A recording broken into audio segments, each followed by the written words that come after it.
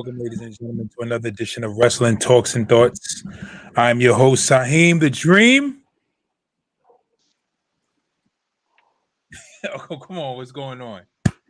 I know y'all ready. Come on, man. I need some energy in this place, man. Come on, man. Listen, we're going to start this off. Introduction, man. I got you. Are we going to start off right? I'm your host, Saheem the Dream. We got Quiet Keys. And we got none other. Hold up, let me get the gun. Than the big bad Booty Daddy. What's going on, fellas? We had a busy week in wrestling. We had a lot going on in wrestling.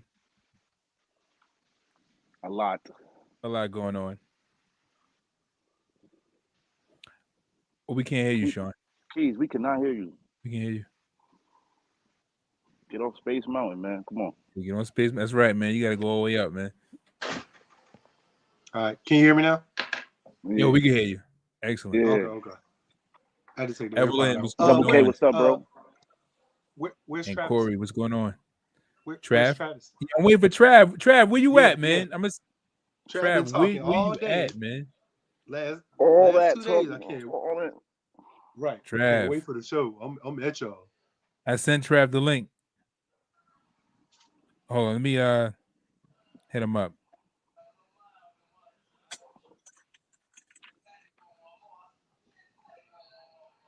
All right. I need some water for this. Yeah, I just hit him up. Tonight.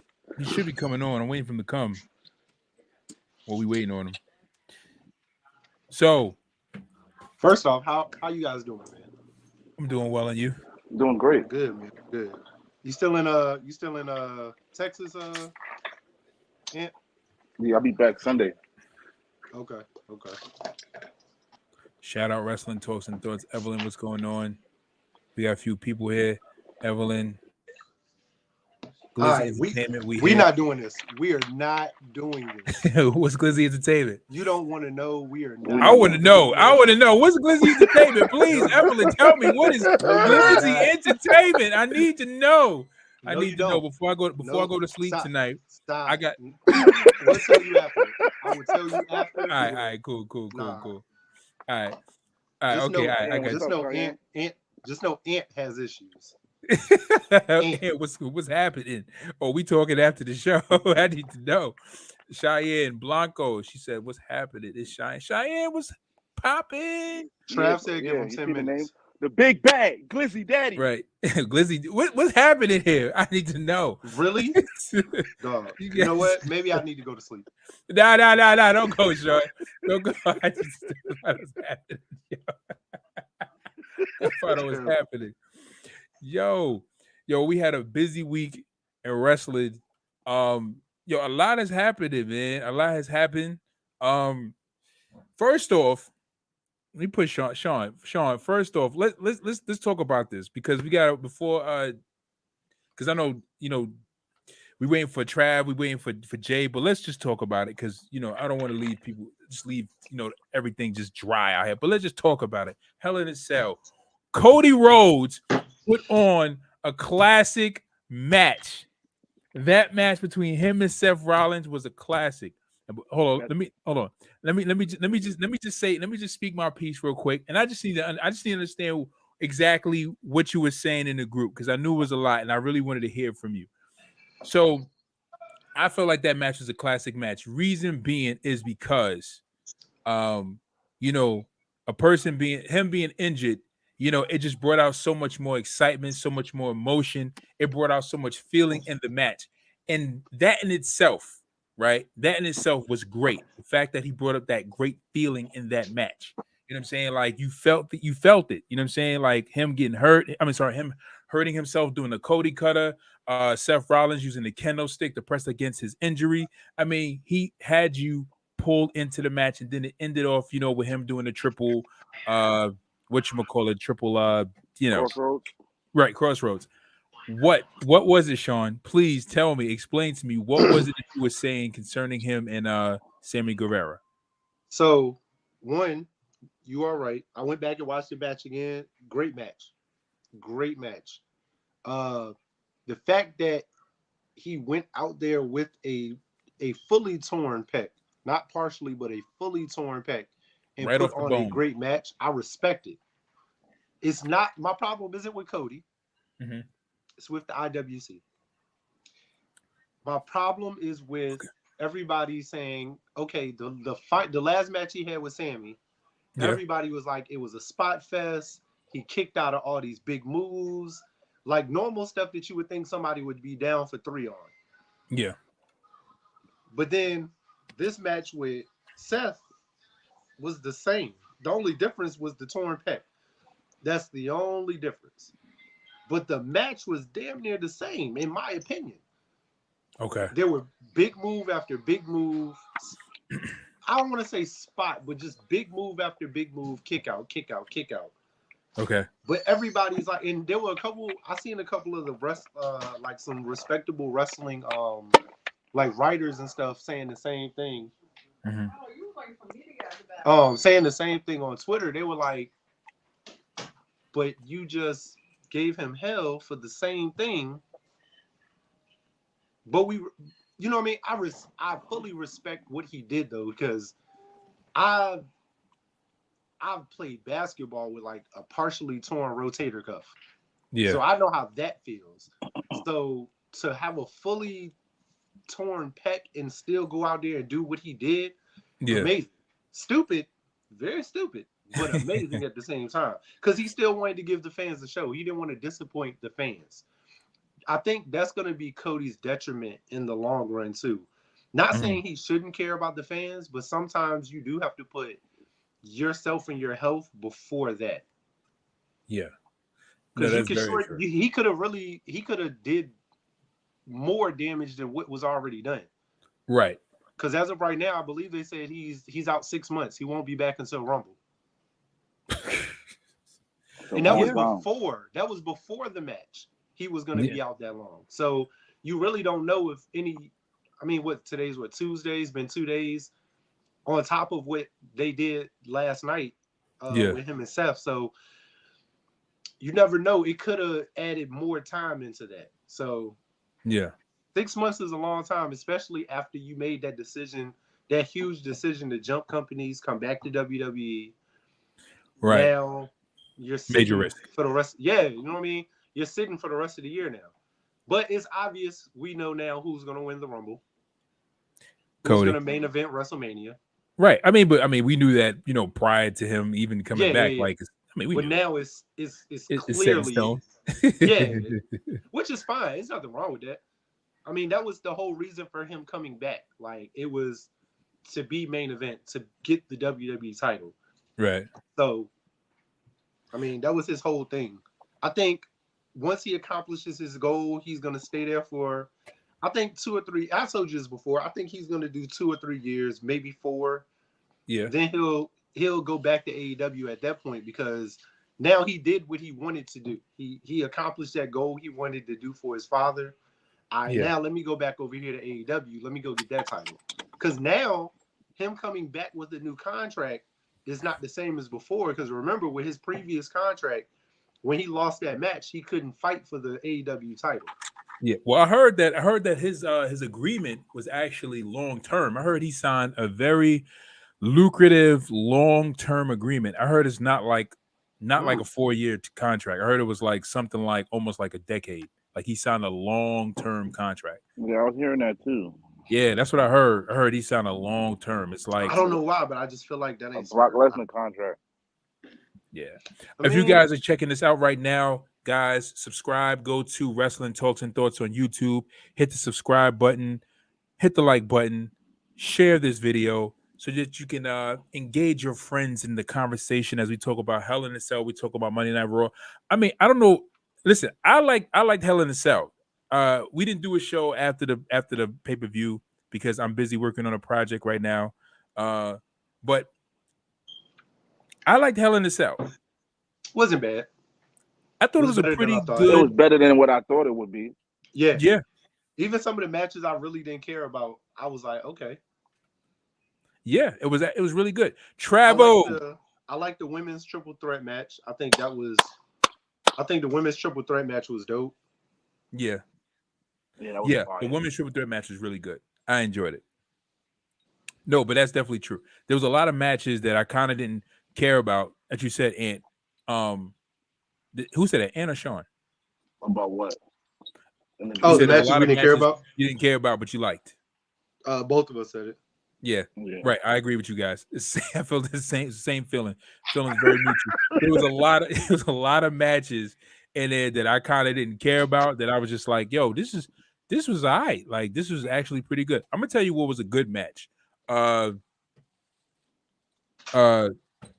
Theory and Ali was a good match. I didn't get a chance. I got to check that one out. It really was good. That was nice. But that was a good match. You know why it was good though? Because both of them are great athletes, but I feel like they finally kind of which he's done it before, just nobody pays attention because he's always in some dumb gimmick. But Mustafa Ali really puts on great matches. No, he does. He absolutely does. Him and Cedric Alexander have some classics. Yeah, they did on 205, right? Yeah, but because he's always in some gimmick or he was on 205, nobody really paid attention to it or gave it its true credit. So Evelyn says Tony needs to. So Evelyn gives Hell in a Cell 6 out of 10. How do you guys rate it? You guys that are watching, how do you guys rate Hell in a Cell? What do you guys rate it? I give it like, when you take out the Mad Cat Moss and Baron Corbin, I give that about 8 if you take that match out, but including with that. I mean, that wasn't a bad match either, though. Yeah, it wasn't bad. It wasn't bad. It won't. Well, it wasn't bad. Cut that shit out, man. That was like the Detroit Pistons San Antonio Spurs finals, bro. 04, bro. But I'll give it a 7.5. You know what? Honestly, I was looking at Madcap Moss and I was like, if they really repackage him, they really have something. I mean, if they change him back to Riddick Moss, yes. Yeah, they change his gear, so his name should be next. Yeah, they need to. Yeah, I seen Fabian Eichner's repackaged tonight too on NXT. Cool. Yeah, Fabian I give it a 7.5 out of 10 because I think Cody, for what he did, literally gave them like the boost that they needed for that pay-per-view. To come out there with a torn pectoral muscle is crazy. I didn't think he was gonna wrestle, but I mean, Madcap Moss, his match wasn't that bad. The women's title match was real good, I thought. But I mean, the overall pay-per-view, 7.5, 8 out of 10. It wasn't that bad. It was better than I expected. With as bad as the card was. I think they should have took the Madcap and Corbin, saved that for SmackDown, and should have added the Walter and Ricochet. They should have added Walter and Ricochet. I think the Ricochet deal is gonna be he gonna get released or he's gonna be irrelevant pretty soon. They keep leaving him out of pay-per-views with a title. It's something behind that. That's the third pay-per-view. They're feeding him to Walter. And knowing Walter's on a hot streak right now. Walter's not losing. Walter's he's getting that belt. When I seen that they announced that match for SmackDown, I was like, yeah, Ricochet's losing that belt. I'm like, I already know. I'm gonna tell you what, because when you look at it's like what you guys said, like when Finn and Ricochet got those belts, man, they didn't even defend it on no pay-per-views at all. And then as soon Finn lost the belt on a Monday Night Raw, Ricochet, he's gonna lose his belt on SmackDown. He's losing his belt on SmackDown. I'll be surprised if he wins. And Austin Theory actually defended the United States Championship at Hell in a Cell. You know what I'm saying? Against Ali of all people. You know what I'm saying? So I'm not saying Ali's a bad wrestler, but it's just that when you look at Finn, you compare Finn Balor to Ali, and just the fact that Finn could have really had that match against Theory on freaking whatever pay-per-view pass. It was like, why didn't you just do that? But they didn't do exactly. And now look, Ali he's back on main event again. Yeah, he's back. He's back to the Congo line with I don't even know what channel that comes on. I think it comes on Peacock. I never seen him promoted on Peacock. They don't promote nothing on Peacock. Yeah, I think it's on on Peacock. They don't promote NXT UK on Peacock, but it's there. Yeah, they don't. NXT UK, you got to catch Saturday afternoons at 3 p.m. Oh, wow. I've been watching it though the last couple of weeks. I've been trying to get back acclimated with NXT UK. They've been having a lot of injuries over there, so I haven't been watching it really. Yeah, they got new tag champs. They got new everything. Yeah, so I've been except for their Dragunov is still the he's gonna be champion for the next 6 years. You know that. And the women's champ is still what is her name? The thick joint, right? The Japanese lady, yeah. I can't. I thought they were shutting down UK. I thought they were closing. They were, but I guess they still got no fans. Yeah, but I think that's because during the they're still not really on lockdown. Yeah, but they're still practicing social distancing like heavy in Europe. Yeah. So. Yeah, they still got no fans in their crowd. They look like a TNA. Yes, Andrew, we can still be friends. Andrew, Andrew, you're gonna be on the show. The week you come back, you're gonna be on the show. Don't worry about it, Andrew. Don't worry about it. I'm not gonna forget about you, guys. If you guys are joining us live, hit the like button, hit the share button. If you guys are catching us live on Facebook, hit the like button, hit the share button. Let's talk. I understand. So Travis here. What do we got to talk about tonight? What's going on? What is going on tonight? MJF. Trav knows. Yeah. What is his for? Yeah. Let's talk about this whole MJF thing. Like, right. Jay hit me up. I missed the show. Jay hits me up. He was like, "Yo, did you watch AEW?" I said, I think it was my day off. I was like, "No, I was, doing whatever." Right? He's like, "Yo, you got to check out this promo that MJF cut." He was like, "It was a fire promo. It was crazy." So I look. He shows me the video. It takes me to YouTube, and I'm seeing all these daggone video posts with everybody showing, MJF. Let me just get to it, right? So MJF goes in and he does his pipe bomb promo. I mean, if anything, this whole MJF promo was so identical to what CM Punk did, you would thought CM Punk ghost wrote for this guy. Yep. Nonetheless, I tell you the genius part about that whole thing, right? Andrew LaDuca says he is the new CM Punk, MJF. Andrew, you may be right. And check this out, right? This is the thing about the whole MJF thing. CM Miz. I'll call him CM Miz. CM Miz, right? CM Miz. But this is the thing about MJF, right? This is the genius thing about it. What they did, right, with that whole MJF pipe bomb was take a moment that CM Punk had in WWE that made him a great star and applied that to someone else to make them a big star in AEW and just pretty much recreated the same formula, sort of like in a sense of CM Punk sort of like taking back what he did. And just doing it somewhere else, so that way they can create more steam, more publicity, more fans, and show something a little pretty much kind of take back what CM Punk did, because CM Punk doesn't plan on returning to WWE. We know you can never say never with WWE, because before CM Punk retires, he will be back there, guaranteed. Andrew says he is a new. Okay, he said that right. But that's the thing. That's my thing. All right, so with everything that was going on, right? Double or Nothing weekend was crazy.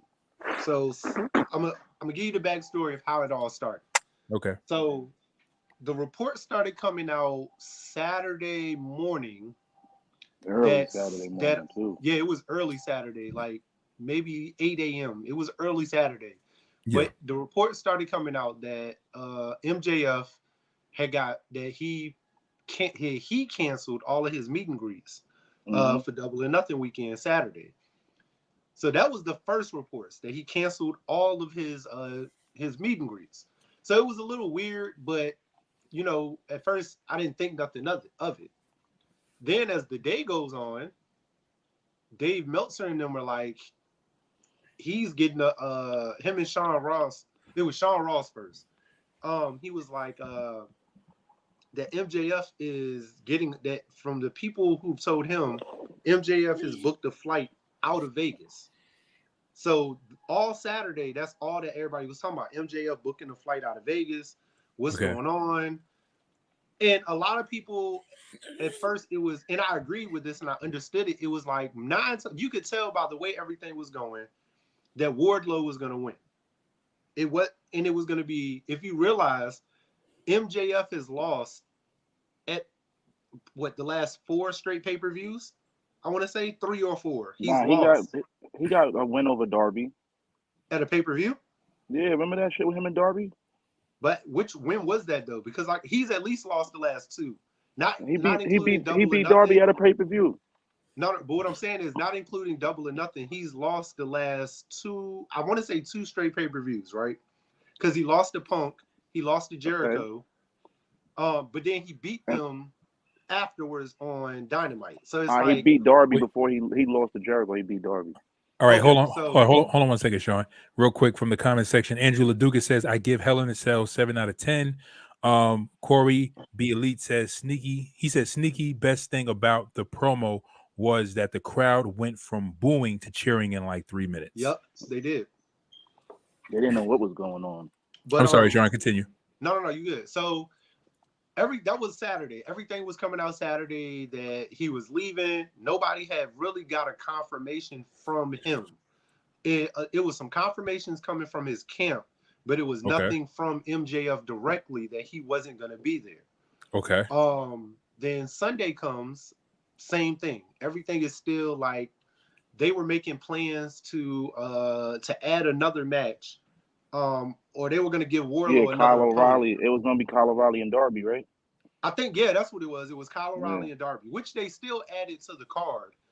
Because by that time, I think what they did was they shortened Wardlow and MJF's match. It was supposed to go longer, and they shortened it so they had time to add in Kyle and Darby, which is what they still ended up doing. Who won that match? I don't even remember. To be honest, I don't even remember watching it. I think Kyle it was so long. That pay-per-view was so damn long, bro. But so then going into the match, you could tell even when MJF walked out, you could tell something was not right.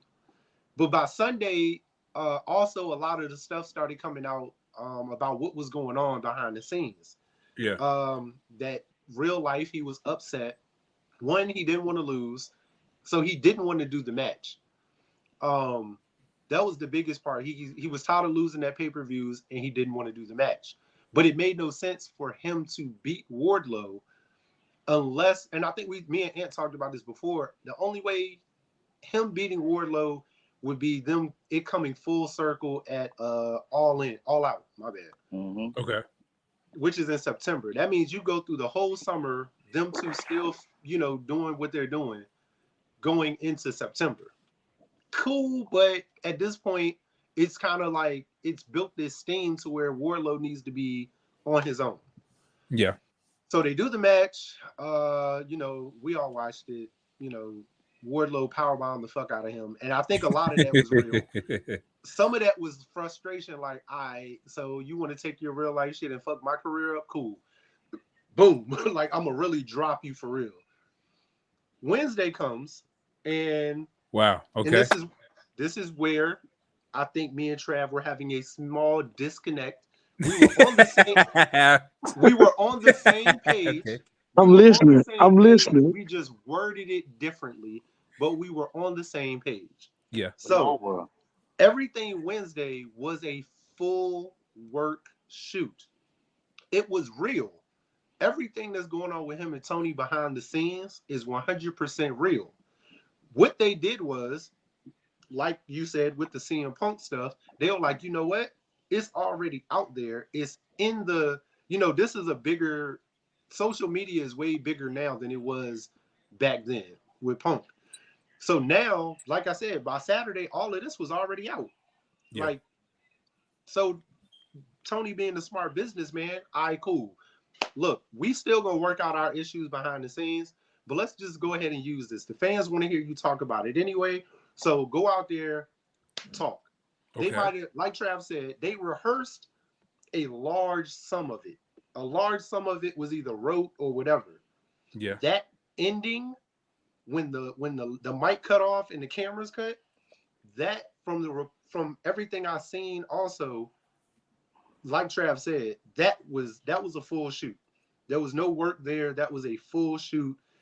That's why the videos that came out of CM Punk coming out at the end was because they had talked about the whole promo, and then MJF used that time to go off the rails and really be like, nah, this is real. I hope y'all know this is a work, but at the same time, this is a shoot. I want my money. I want my money, and it's real. And that's why I said I want my money, man. I want my money. Right, I think that's want why my money, man. I think Trav we had the disconnect. We were saying the same thing. I just feel like Trav just really wanted to get his point across. So let me touch on that. Let me touch on that. Okay. So when it all first happened, right? I'm laying in bed. I get a text from my partner that I talk to all the time. He was like, "Yo, you see what MJF cut?" I'm like, "Nah." He was like, "Bro, you got to check it out." I'm like, okay, bet. So I get here. I'm eating, and then all of a sudden he started going off. I'm like, okay, typical promo. I'm like, yeah, okay. So then once he got to Tony Khan, and he said Tony Khan, I'm like, oh, wow. I'm like, what's really going on? Uh-huh. He got into the details, and that's why I said all three of y'all had to be on tonight. I'm going to get more into that later. But he went on and he cut the promo, and I'm like, wow. Like, yo, this. So when they cut his mic at the end, I'm like, okay. I hit him up on. I'm like, yo, bro, is this real or this fake? He said, man, listen, I don't know, but it was interesting. I'm like, yeah, it really is. So when I talked to Jay the next day, I said, Jay, we had like an hour conversation. Jay was like, yeah, I think it's all, a work, he was like, yeah. I'm like, yo, so as I've been saying in the group since this happened, it's not the fact that I didn't believe you, Sean, or Ant. It's not the fact that I didn't believe nobody in the group, but the way that promo was cut, the way he said, them were some deep cuts on a wound. There were deep cuts on the wound. And I said, man, it's something more to this. I'm like, because here's the thing. Think about it, Si. If you're running a company, and you are not going to let somebody go out, you'll let somebody say what they got to say about you, behind your back. Right. But for him to put it out in the open public like that, and for him to trash the entire company and every member in that locker room, like that was total disrespect. That was total disrespect. Business, though. It was business. Hold on, real quick from the comment section. Angela Dugas says, I want to get paid. Andrew says, I think Seth Rollins is a new Triple H. Evelyn says, MJF has entered the promo immortals. Yes. I agree with that. I agree with that fully. So when he cut that promo, I'm like, yo, it's something more to that promo. So my thing is this right here. We were all on the same page, like Sean said, but it was just a simple fact. I was telling y'all in the group, like, yo, don't put all y'all coins in one bucket thinking it's just to work, because it was just too emotional. It was too much realness in it for it just to be a work. And then when it came out, it was a shoot. And then I think Ant was the first one to come on there and say it was a work shoot. And then Sean cooperated with him. And then me and I think me and Harry in the group said something back and forth to each other. But ultimately, like I said, bro, it was just a simple fact. When I looked at that promo, I looked at it like 3 or 4 times before I even spoke on it.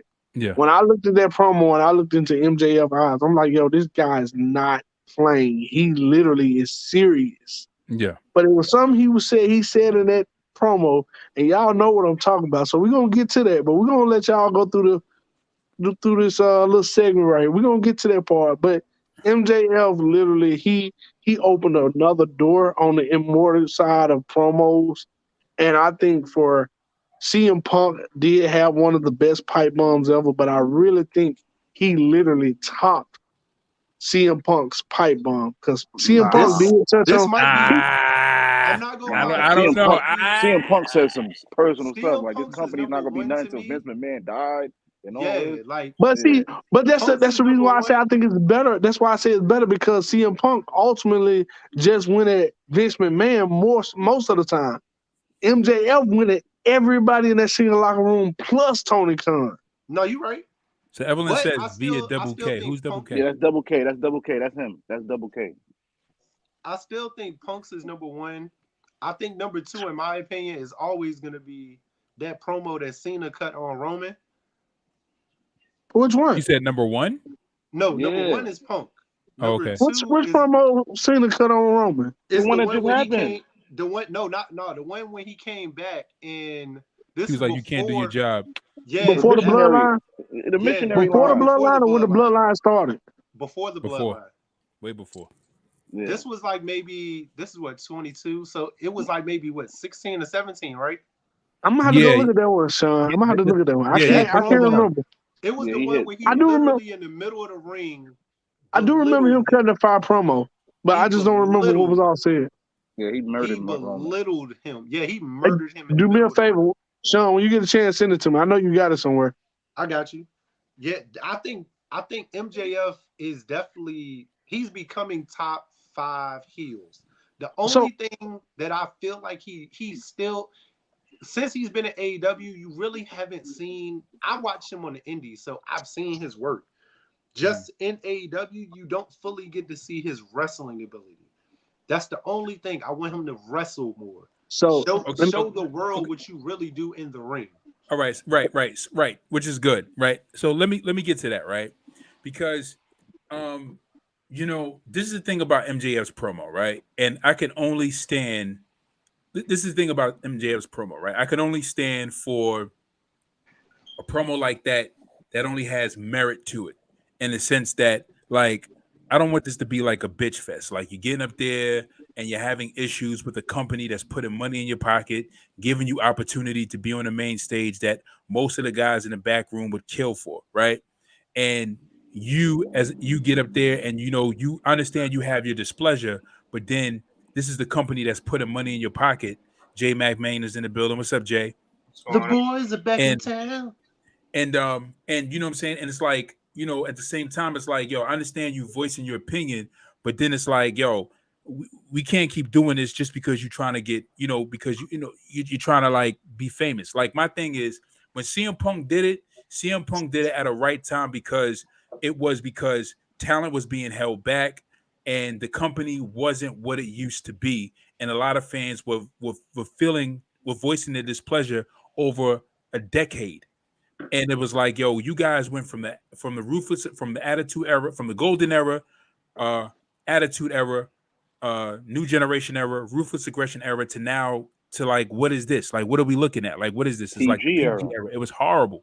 So when CM Punk voices displeasure about, you know, the decision they made in order to, like, you know, suppress the talent and then keep pushing John Cena and forcing them down our throats, it was so well deserved at that point, because CM Punk was doing it because he was trying to provoke change. But at the same time, Triple H pulled his card on that, because the fact of the matter was, if CM Punk really wanted change, CM Punk should have stayed there in order to enforce that change, right? But nonetheless, CM Punk had a point. So MJF's, hold on real quick, I'm sorry. CM, when MJF said what he said about Tony Khan, it was like, yo, bro, I get it. I understand what you're saying. I understand how you feel. But at the same time, it's like, bro, you're literally doing the same thing CM Punk did. But the fact of the matter is that the talent where you at are not being suppressed.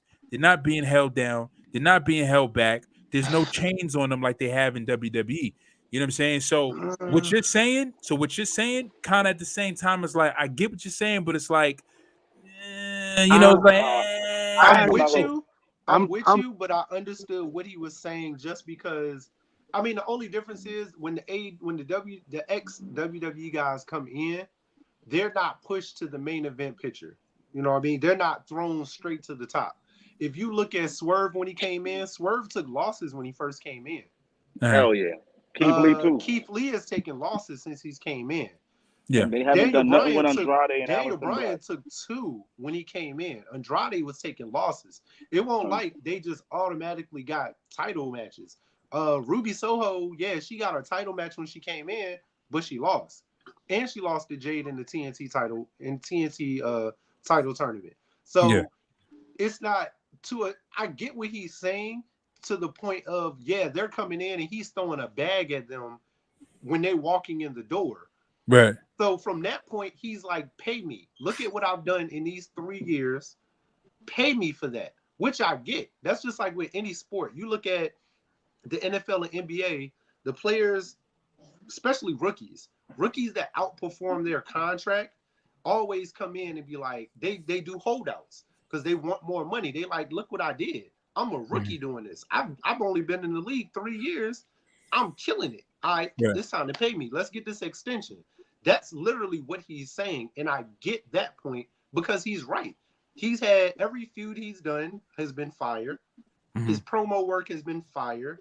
He's probably the best heel. As much as people say is Roman, I personally think MJF is the best heel in wrestling. He is a true heel. I can agree.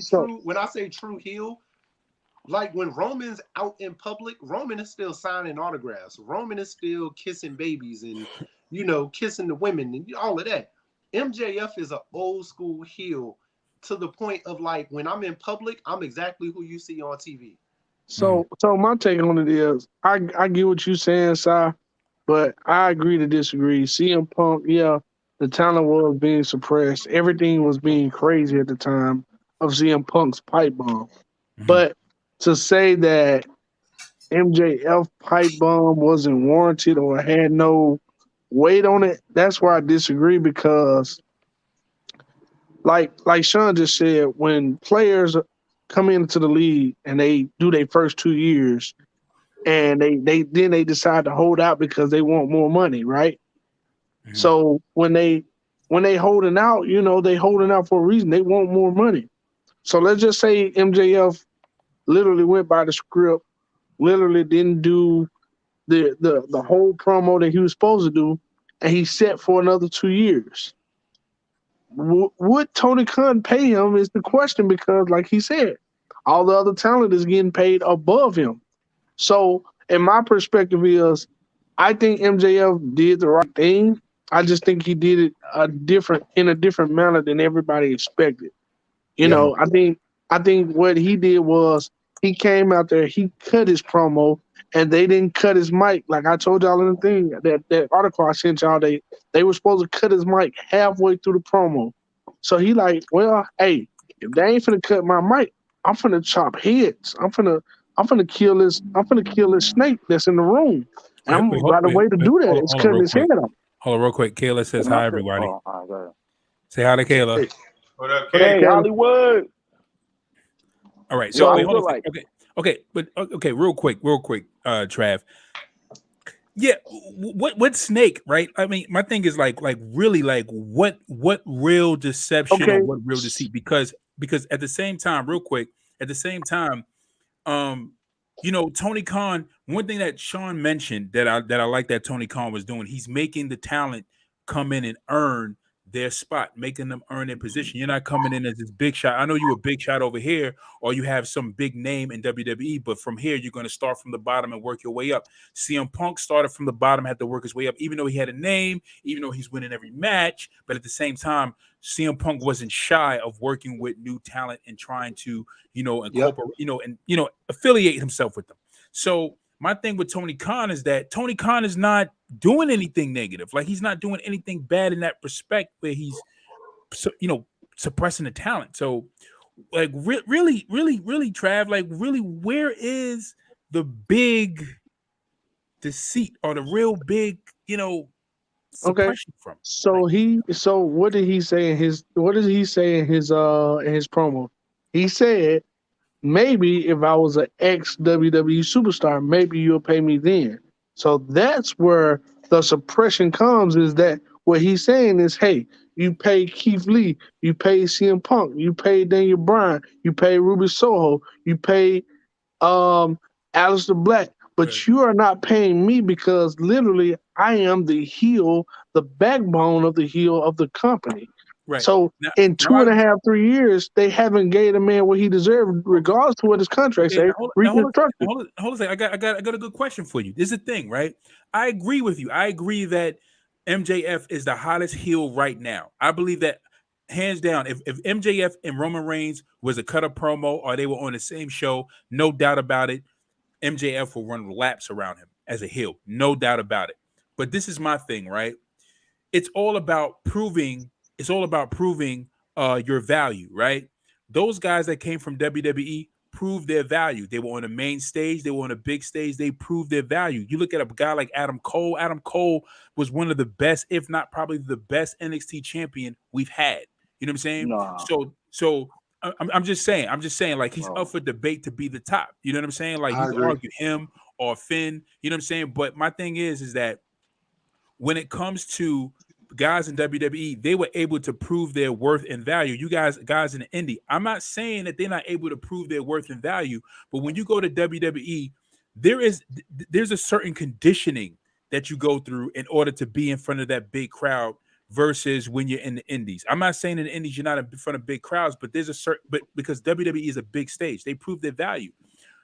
So when you got these indie guys coming in as a businessman, you would say to me, Trav, that if a guy can't, like, if you were owner of AEW and you had a guy from WWE who had a bigger name from a bigger promotion come over, and you have this guy from the indies who had a smaller name, that you would prefer to pay that guy from the indies more money than that guy that came from a bigger promotion with a bigger name that's going to bring in a more of a fan base? You telling me that? You telling me you would pay the guy from the indies more money? Stein, do me a favor.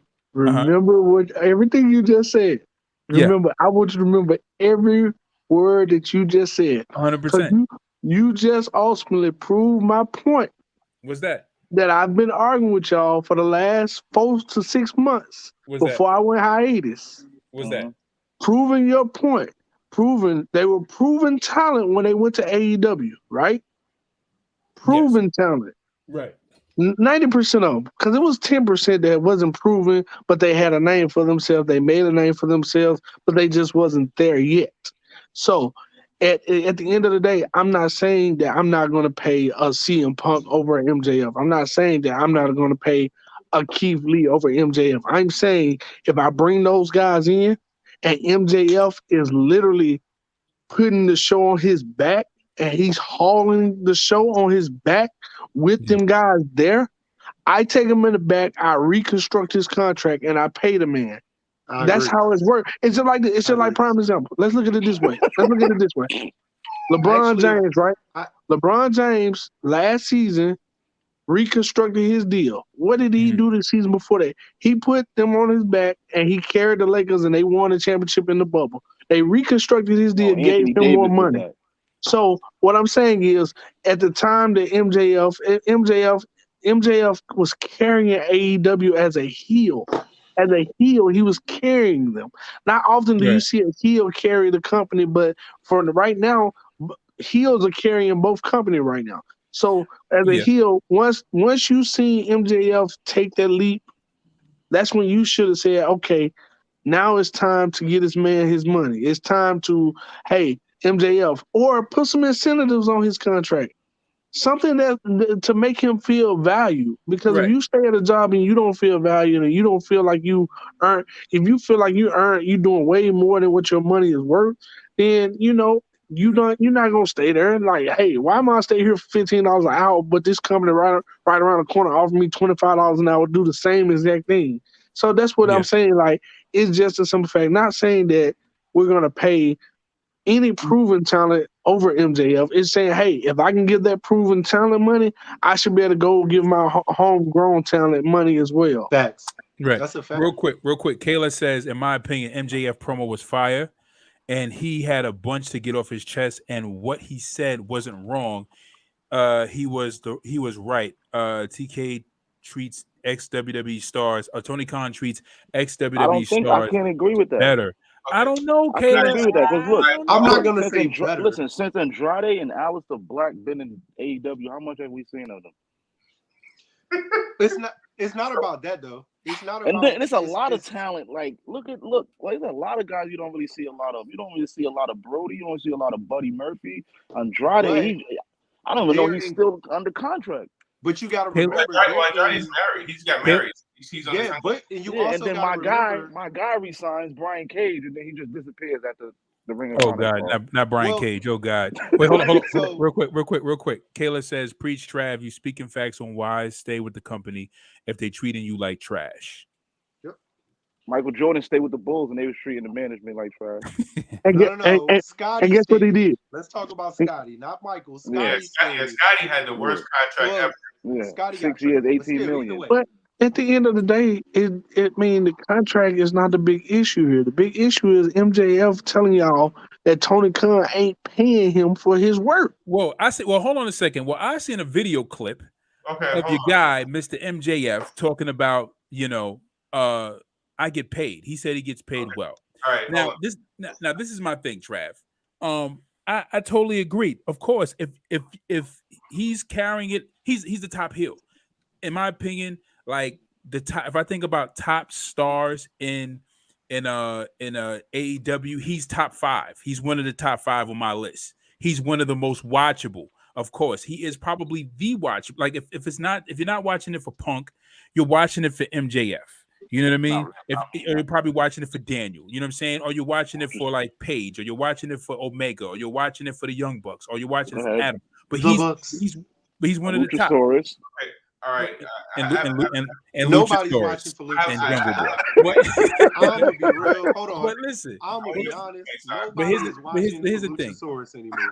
Oh God, he had to throw Luchasaurus. But here's the thing, right?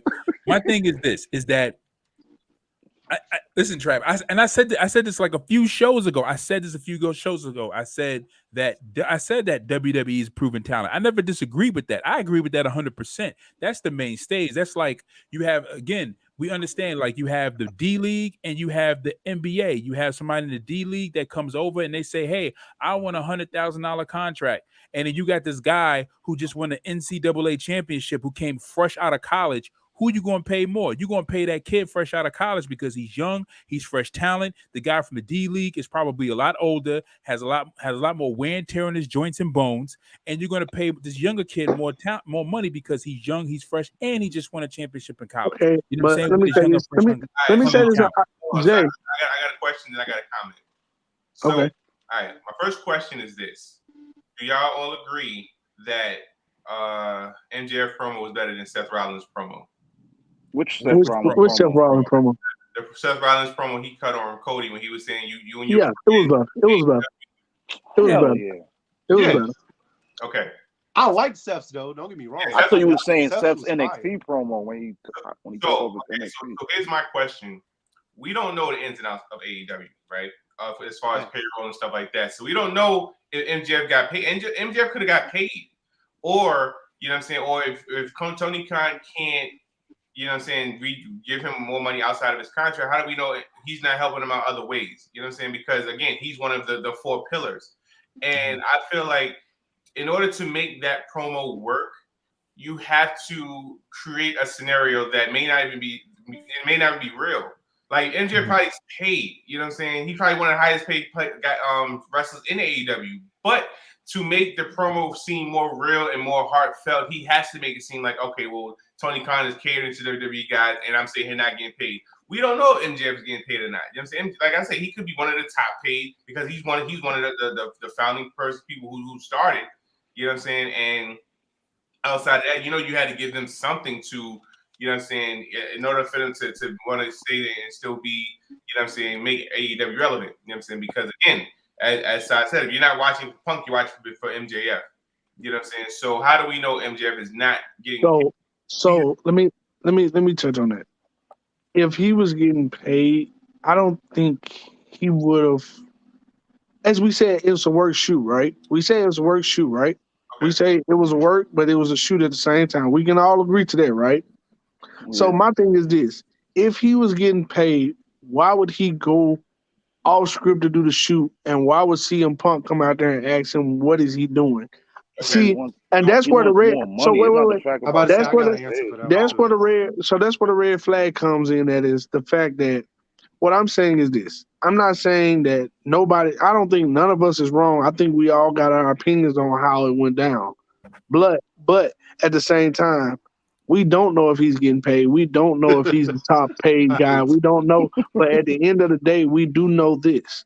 Whatever situation or whatever problem they have in the locker room, him and Tony Khan, it has exploded to the point where this man literally went off script, off everything that he was supposed to do, and he literally trashed everything about AEW.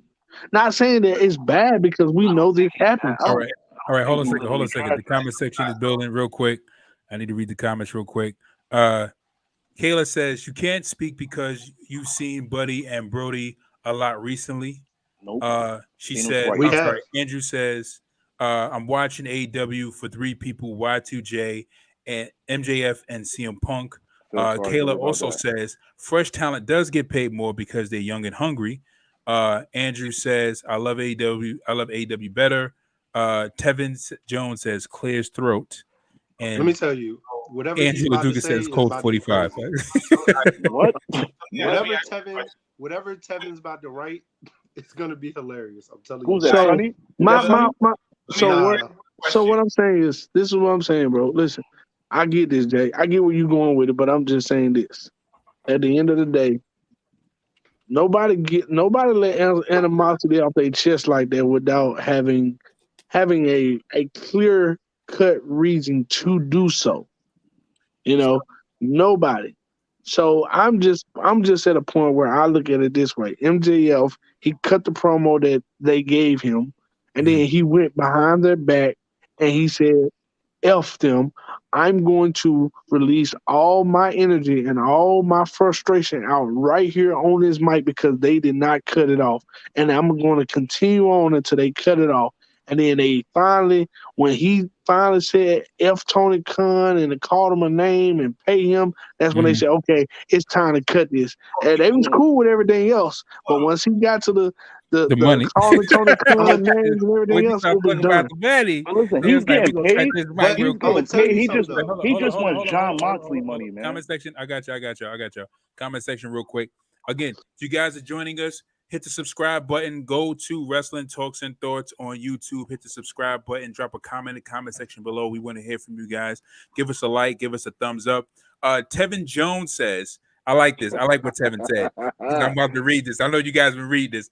Tevin says, nobody watches for Luchasaurus. Nobody. Number two, says, Max deserves his just due, right? He says, Tony Khan is just dumb. All coke aside. I like that, Tevin. He said,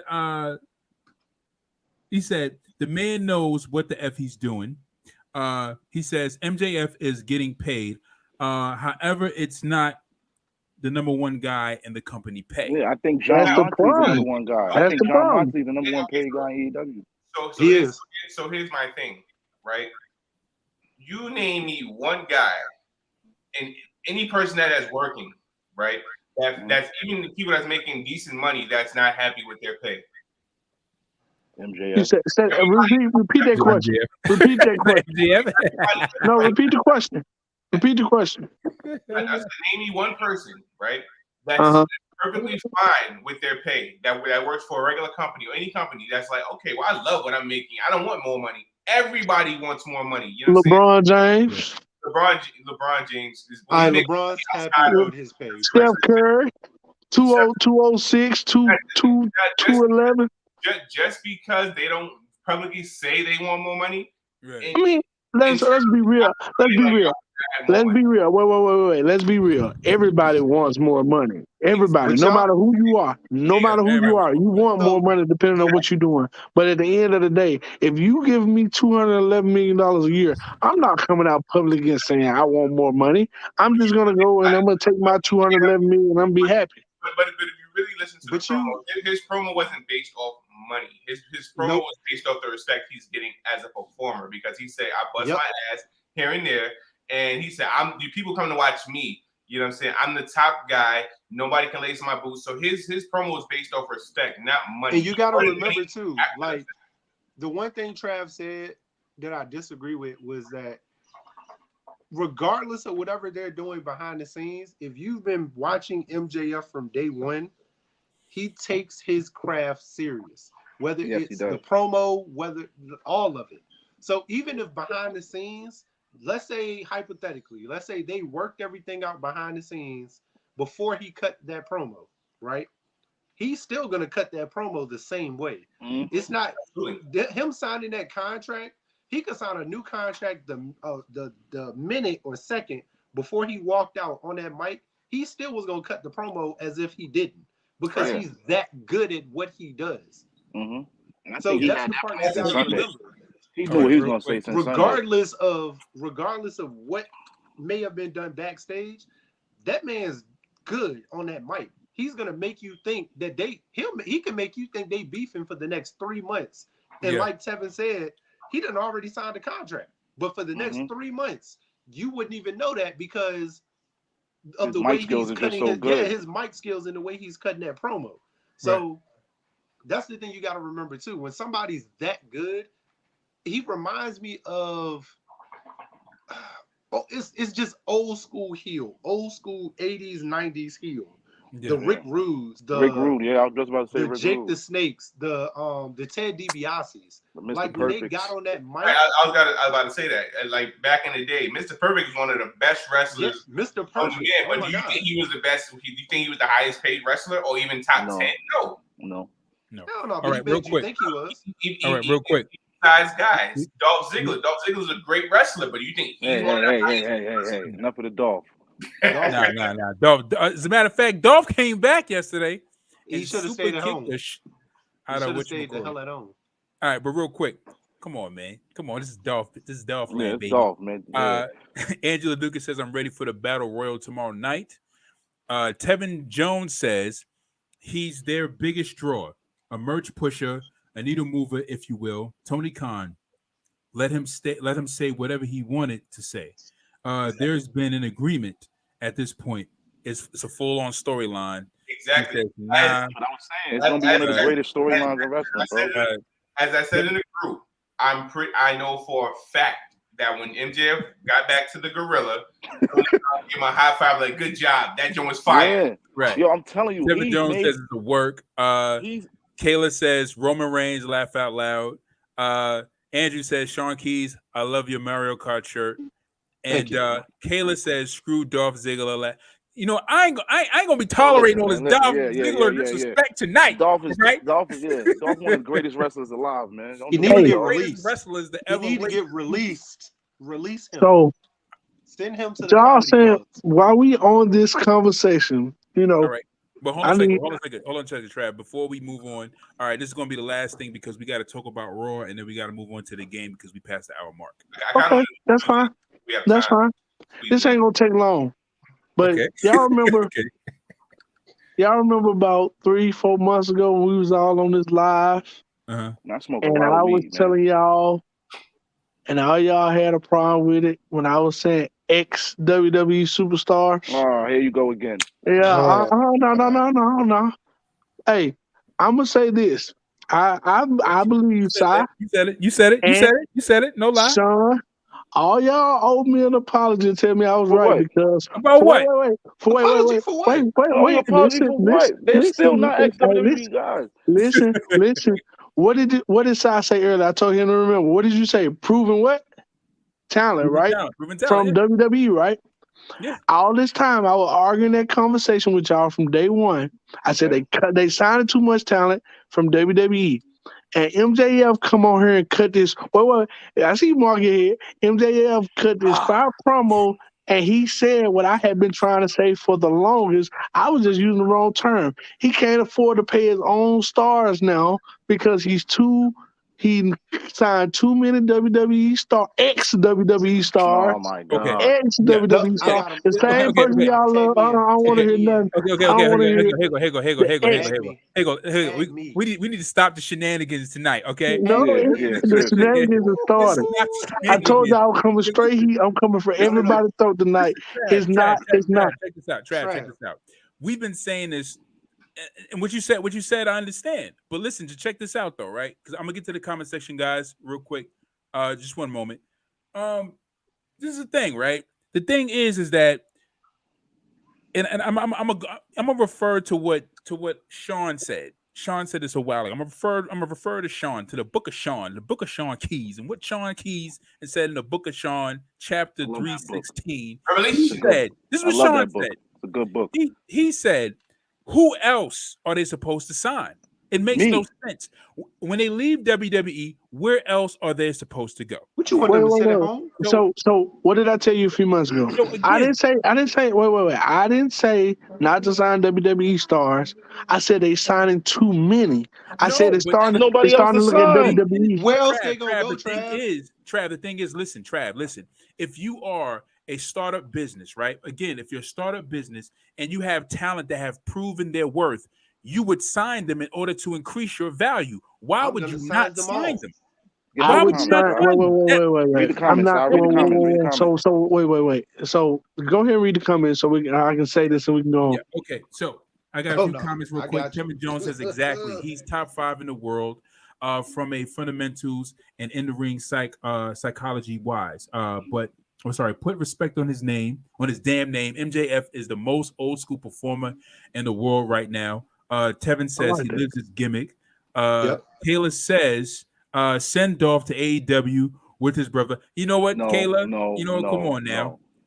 Come on, the booty shaker. You can't. Come on. He's a booty you can't shaker. send the show off. Andrew says, "I want to meet Edge and Dolph Ziggler."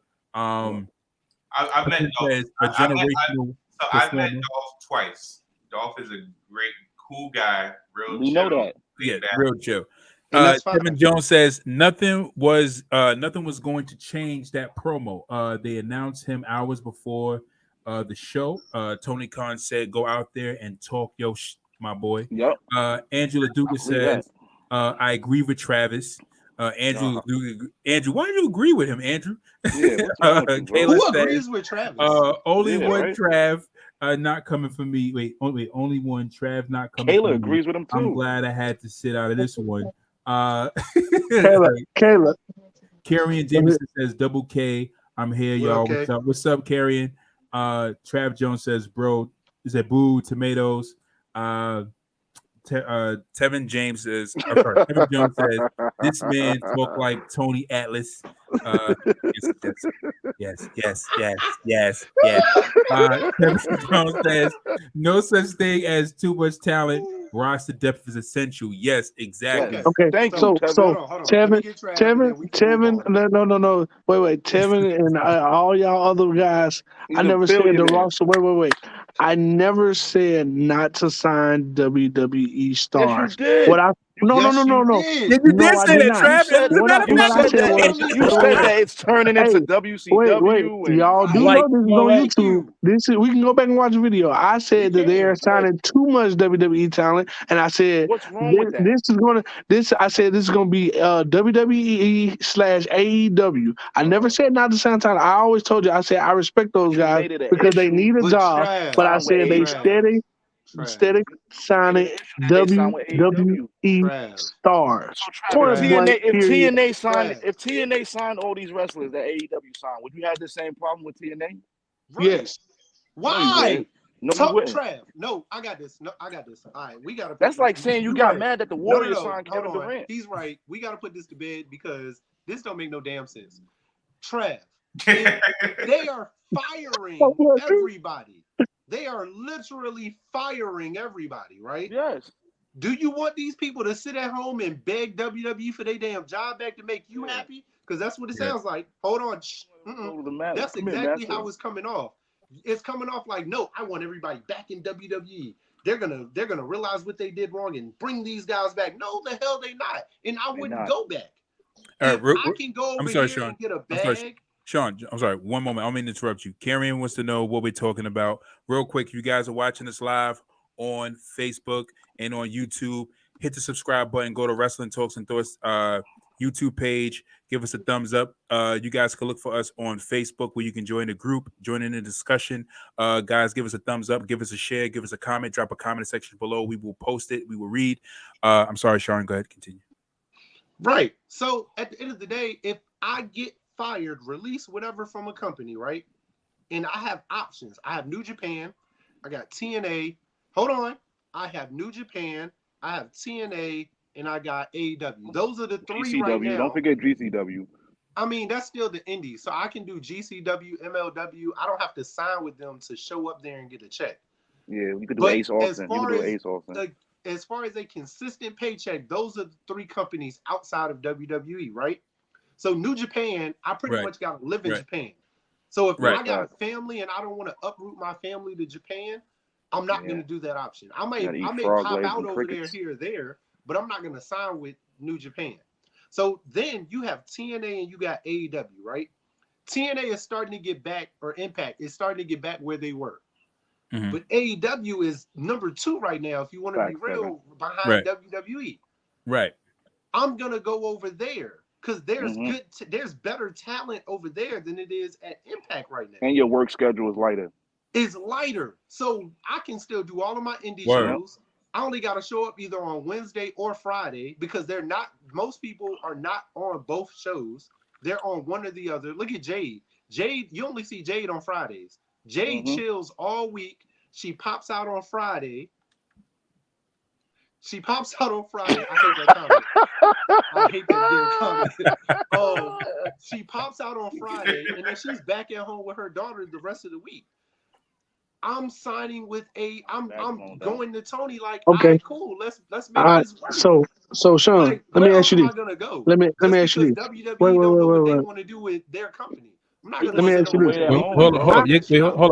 Hold on. Let me just feel let me feel whatchamacallit in Carrie and Jameson in. So Carrie, what we're talking about is we're talking about WWE talent signing over to AEW, and we're talking about MJ. We started off the conversation about MJF's promo about his pipe bomb that he dropped. He was here for that. He was here for that. Yeah, he was here for that.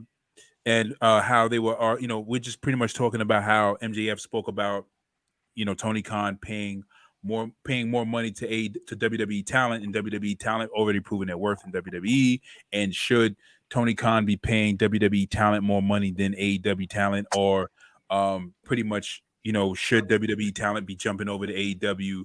And is it too saturated with WWE talent? There is a proven fact that he's paying WWE guys more. We don't know what he's paying them. You know what I'm saying? Because we know what Moxley's getting paid though.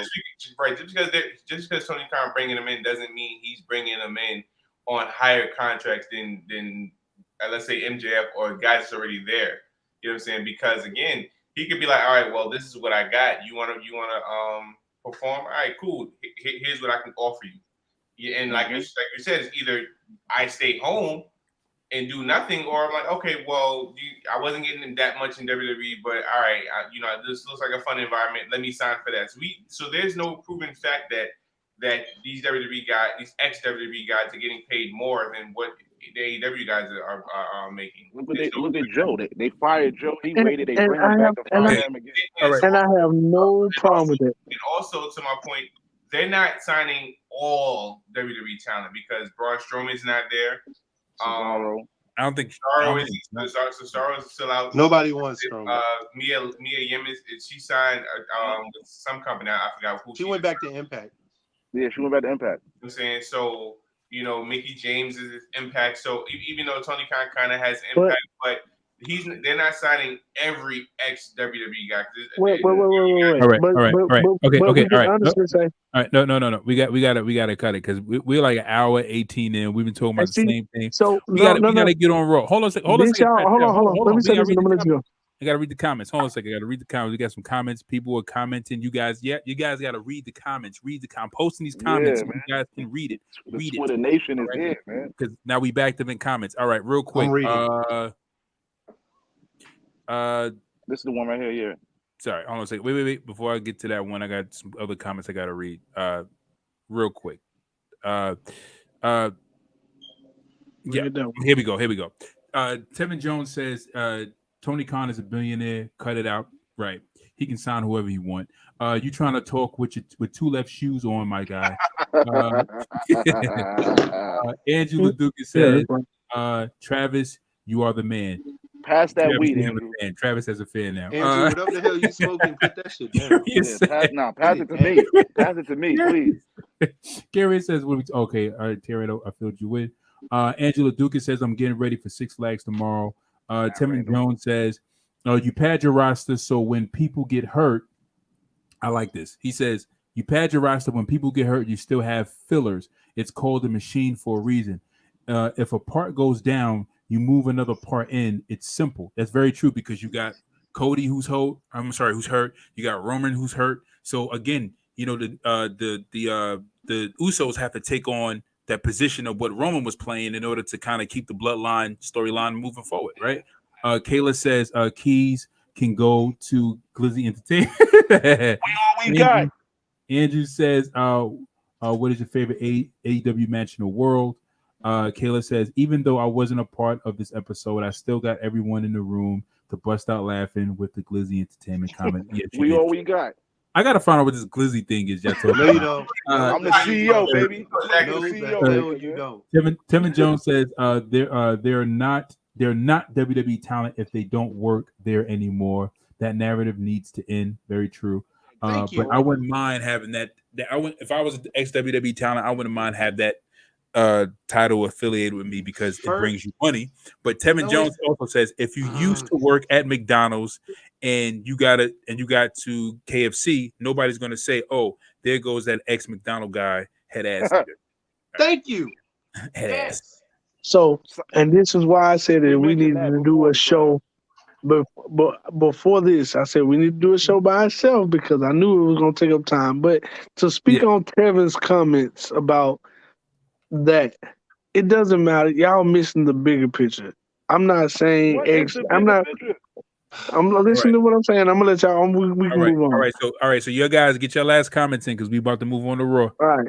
So, like I said before, the bigger picture is this: if your top heel comes out and trashes the company, trashes you, but then he talk about ex-WWE superstars and the way you pay them, then you have a problem. I've been pointing out the problem, but I did not know exactly the way to word it or what was going on behind the scenes. So at the end of the day, if it's a shoot in the world. Wait. It said at the end of the day, okay, yeah, we got 40, 50 people from WWE to AEW. And I understand AEW is the second best company, second best company in the world on the wrestling. But like you name, and there's six or seven other different promotions. And the reason, and I'm gonna say this, and I'm done. The reason why Braun is not there is because he started his own promotion with That's not EC3. why he's not there. That's part of the reason why he's not there. They didn't want him. So okay, whatever you say. But the last I read, he said that he would start his own promotion with EC3, and then you said Mickey James was supposed to be working with Worldwide. Mickey James was supposed to be working with somebody with for all women's division. All women's thing. Yeah, she was supposed to be working with somebody for all women's division. Last I read. So I mean, y'all look at it the way y'all want to look at it, but at the end of the day, they all ex-WWE stars, and they were proven talent before they got there. That's why Tony Khan wanted them. They were made men before WWE, bro. They were made men before WWE, bro. Let's talk about the new Judgment Day. Moving on. Yes, please. All right, real quick before we move on, comments in the comment section, real quick. Kayla says, Side, you don't want to know what the Glizzy Entertainment Promotions is. You have to be on Twitter Spaces to know what it's about. Oh my God. That's why you don't want to know. I'm the creator. I mean, I figured that. Tevin Jones says, speak on it. Tevin Jones says, the pitch is clear as day. It's a work. He also says he can trash the company because there's a lot of people there who are shit workers who have had bad habits and make some mistakes that MJF doesn't. Kayla says Finn turning was everything. Yes. Yeah. Finn turning heel was listen. I'm sorry, Jay. I'm sorry because Finn is my guy. Finn is my guy, right? Yeah, it's my guy too. And I've been championing this guy for a long time. Let me just say this, right? Because I posted something and Sean was like, and kind of like disagreeing about it, like, but this is my thing. This is what I wanted to say, Sean, because I was like, there's so much to say. This is the thing, right? The way Finn turned made so much sense, right? Mm-hmm. Because simple fact is, I'm gonna tell you why. Because I think the reason why they made Finn turn the way he turned is because Finn needs his due. Like Finn needs his due. This guy created Bullet Club, right? This guy has not been given the due that he should have been given ever since he lost that. Ever since he had to relinquish the Universal title, and Vince McMahon has been giving him that.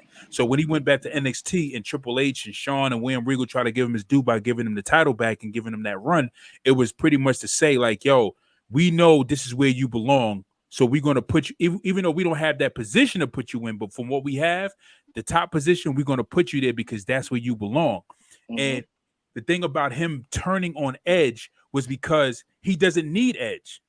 The guy started Bullet Club. He don't need Edge. This guy started Bullet Club, which is like almost as big if not probably bigger than NWO. Like this guy started Bullet Club. He don't need Edge to mentor Still him. going. In fact, And it's still going. And they're just growing. They're only growing. Right. And outside of that, I feel like I read an article which was 100% true, and I think I posted in the group. So the Judgment Day, Edge created Judgment Day to bring it relevance, right? So Edge really doesn't need to be part of Judgment Day, and you can't bring in Finn Balor to be a part of Judgment Day and be a side guy like Damian Priest. So Finn Balor, and if you think about it, ever since Finn Balor has been in WWE, he hasn't had a faction. He hasn't been a part of any faction. It's always just been him. You know what I'm saying? You had him team with the Good Brothers here and there, but he hasn't had a faction for himself. You know what I'm saying? So now you make him the leader of Judgment Day, which is more believable than Ali, the leader of Retribution. But you make him the leader of Judgment Day. Now that faction takes a huge turn, and it puts Finn Balor in the main event picture because now it's like, okay, he's getting more eyes. He's actually in a position to prove to Vince, like, okay, listen, I'm that guy. I can do this. Watch what I do with this faction. But let me add to that real quick. But what makes it so great was that they beat up Edge. Edge is a top performer. He's a legend. So the fact that Edge started this group and then Finn comes in and persuades them to go against Edge, who's like a top guy or a top performer who has all these accolades and all these world championships under his belt, like to have Finn persuade them just made Finn, it just boosted his character. So that's why it made so much sense for him to do it, and it added more credibility to his name as a performer and as a heel turn. Now my only question is, do they keep the original Judgment Day theme song? Do they change it to Finn? Nah, they didn't keep it, yo. That joint is hard. Yeah, that Judgment Day. Right, but I mean, but essentially that was Edge's theme song. Because remember, Edge came out with that song when he turned dark. You know what I'm saying? Mm-hmm. And then he brought in Judgment Day. So now does Edge go back to "You Think You Know Me"? Nah. F your couch, nigga. So, he taking your theme song and he taking your group. And he might Sean, just take care. Go ahead, Sean. I want to speak on this, but go ahead, Sean. What was the whole point of putting Edge with this group and for 30 days? Right, yeah. And then breaking them up. 30 days and then you break them up. Well, because I'm not mad that Finn is with them. I didn't see it coming. He was not the person I thought was gonna come out last night. I thought it was gonna once Ciampa came out and attacked whatchamacallit, I knew it wasn't gonna be Ciampa. So I didn't know who it was going to be, but I didn't think AJ either. But I liked what they did because, like you said, he got in their head in 24 hours and turned them right, quote unquote. You know, kayfabe. He turned them against Edge. I love that. That was fire, and I like the way the group looks better now. Yeah, but I think with Edge. Because I like heel Edge. I think heel Edge is always the better person. And even with him coming back and being how he is, even at his age, he still made that group fire. Like he made me want to be interested. Adding Rhea also, but he made me want to be interested in that group. Yo, now with this going on now, y'all with Finn switching up on us, and we know he probably gonna win that feud against Edge. Do you put the Money in the Bank briefcase on Finn and have him cash in on an injured Roman? No. Yes. I would hope so. That would be perfect. No. So my take on this is this right here. I also feel like Rhea should be, as much as I love Bianca and I love when she's champion, you put that belt on Rhea. Yeah, is fire. So my thing is this right here. With that situation, I kind of knew it was Finn. Once Ciampa came out, I kind of said, yo, it's got to be Finn. Because AJ took too many beatings just to join it. But I'm with you, Sean. The 24-hour turn was crazy. That was absolutely nuts. But what kills me is the 30 days and the fact that why didn't they let Finn stay underneath Edge for at least 2 weeks, maybe 3? Wait, listen. Hear me out. Everybody saying no, hear me out. Why wouldn't they let Finn stay up under Edge direction for 2 to 3 weeks, right? Not saying that he hadn't already turned them into 24 hours like you said, But with him staying underneath Edge for 2 to 3 weeks, it could have showed just a little like it could have showed like a little backbone in the process. If y'all go back to the John Cena joining the Nexus or to the Daniel Bryan joining the Wyatt family, it give you that moment of wow, look what this team could have been with Finn, Edge, and Rhea and Damian Priest versus now we looking at like, okay, now we get to see Finn and Damian Priest, which is a good tag team, but just it would have gave you that notion to say, okay, man, that's a bad team.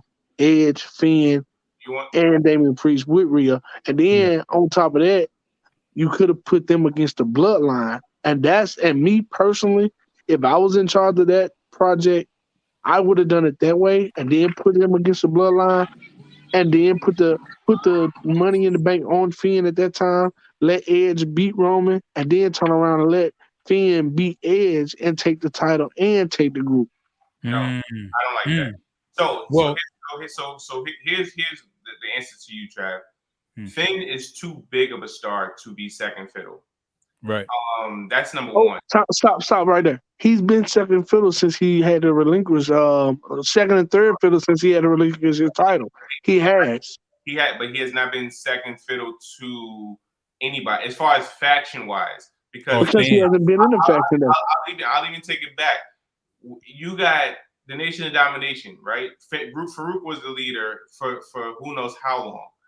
You bring in The Rock, you know what I'm saying, who's a rising star. He started off slow, but then The Rock's stock started rising. You can't have Farouk and The Rock, two big bulls, you know what I'm saying, butting heads against each other in that same faction. You have to have one leader. You know what I'm saying? Okay, in this instance, you can't have a superstar like Finn Balor, you know what I'm saying, following Edge's order. Like that wouldn't make sense at all. Okay, so let me point you in another direction. You remember when, and I know this probably be a bad example, most of y'all not gonna like it, but you remember when Enzo and Big Cass broke up in WWE? Right. And you remember how they went about that situation? Like there were small links pointing to that they were gonna break up. And that's what I'm saying you could do with Finn. Finn could have joined and acted like Edge was the leader, but making moves behind his back with Rhea and Damian.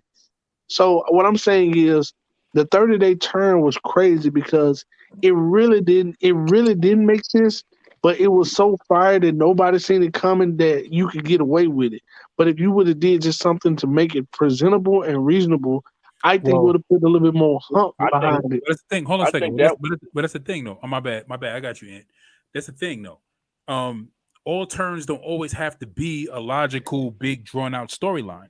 The thing about it was that the whole point of Finn, see, like, when you look at Finn, right, when Finn was with the Undisputed Era, right, when he aligned himself with the Undisputed Era and they helped him, what's the first thing Adam Cole did? He super kicked him because, again, it made sense that Adam Cole kicked him because Adam Cole was not playing second fiddle to Finn because Finn was the champion.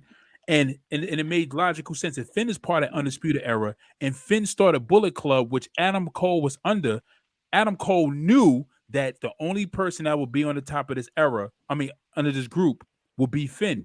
Absolutely. And Adam Cole had to humbly bow down. So Adam Cole was like, I'm not doing it. So either we do it with me as the leader or we breaking up. But real quick, last point.